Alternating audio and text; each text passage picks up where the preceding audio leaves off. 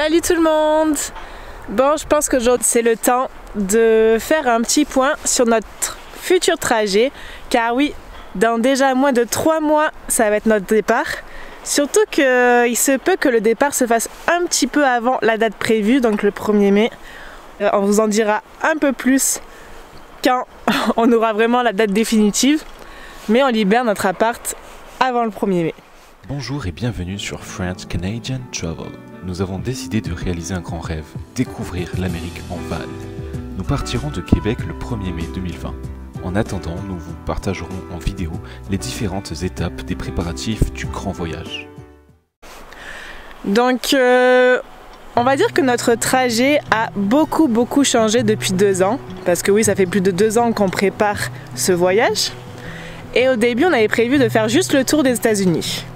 Donc vous avez bien compris qu'on va pas s'arrêter du tout aux États-Unis. Et après ça, on s'était dit, oh, on va faire le Canada, l'Alaska et les États-Unis. Puis on s'est renseigné, on a regardé beaucoup de vidéos, beaucoup de photos. Même si l'Alaska a l'air juste magnifique, on n'avait pas envie de faire un détour de 7000 km pour aller en Alaska, avec quand même beaucoup de routes, avec pas forcément beaucoup de choses à voir sur la route. Donc, pour le même nombre de kilomètres presque, on s'est dit, eh ben direction le Panama. Donc, on s'est arrêté à ça.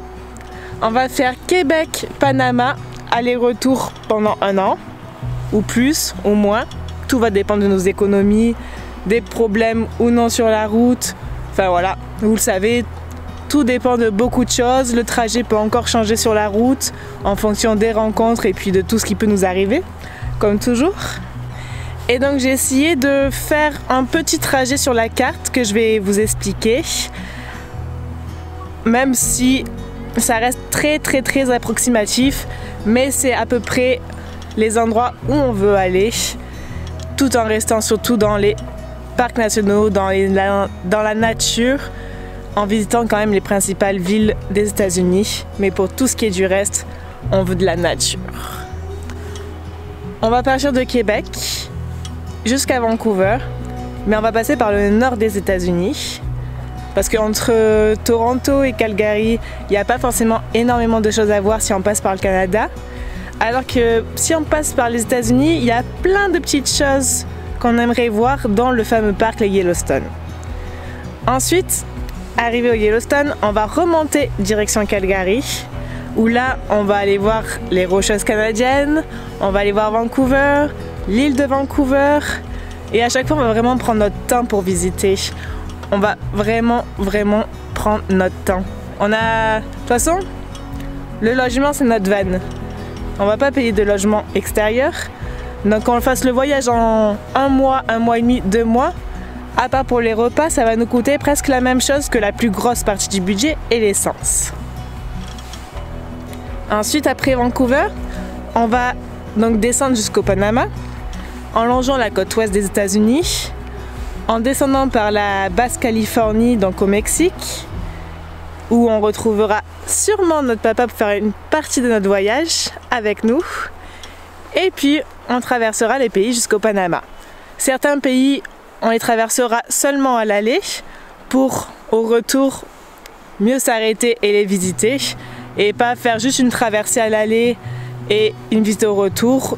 Et donc pour en profiter un peu suivant les pays dans les 2 sens. Ça va se jouer sûrement au climat. On verra quel est le climat le mieux, si c'est mieux à l'aller ou au retour. Donc vous l'avez compris, on a une idée du trajet, mais tout va se préciser pendant le voyage.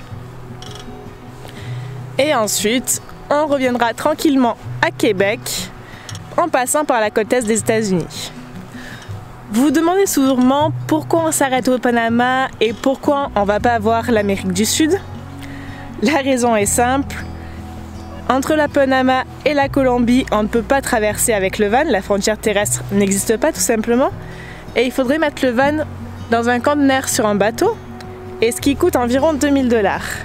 Donc 2000 $ est quand même un énorme budget. Et on n'a pas vraiment prévu ce budget pour notre voyage. Donc on va s'arrêter au Panama et retourner à Québec.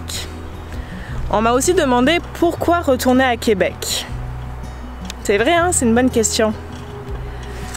Donc la première chose, c'est que même si moi j'ai vu la Gaspésie, Fabien aimerait beaucoup visiter la Gaspésie et moi ça me dérange pas du tout d'y aller une troisième fois tellement c'est magnifique. Donc on va retourner à Québec en passant bien sûr par New York, par Boston, qui sont deux villes que j'aimerais beaucoup visiter avec Fabien.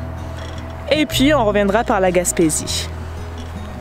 La deuxième chose, c'est que avant de retourner en France, il va falloir vendre le van. Le van a une immatriculation québécoise.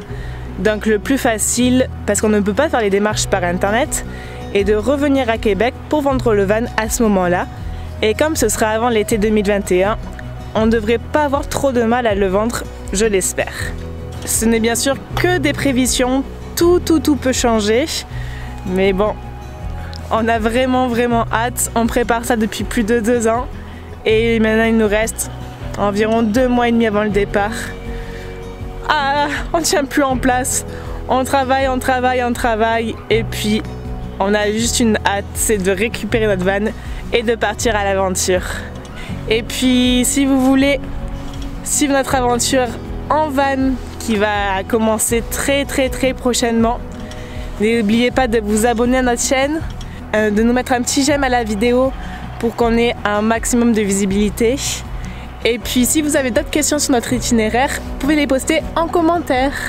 Bon allez, bye bye!